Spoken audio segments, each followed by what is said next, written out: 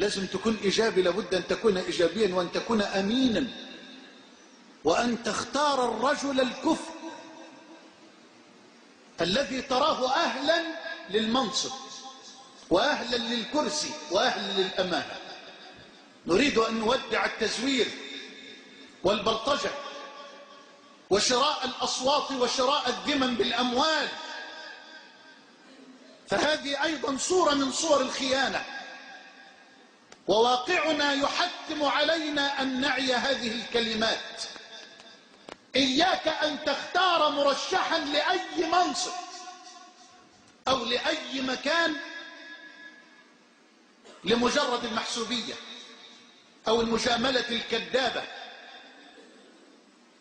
أو لمجرد المال الحرام، فكل هذا لا ينفع. إنما اعلم أن اختيارك أمانة، وستسأل عنه بين يدي الملك الحق، فاختر من تعتقد أمام ربك أنه أمين كفء أهل لهذا المركز ولهذا المنصب.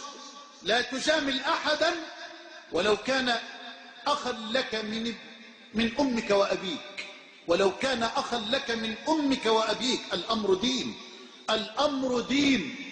إن تقدم أخوك ابن أمك وأبيك لشغل منصب ما، وأنت ترى في المسلمين من هو أكفأ منه وأأمن منه وأصلح منه وأخلص منه وأنفع للمسلمين منه، اعلم بأن اختيارك لأخيك ابن أمك وأبيك خيانة لله ولرسوله وللمؤمنين. اختر الكفء الأمين، لا تجامل.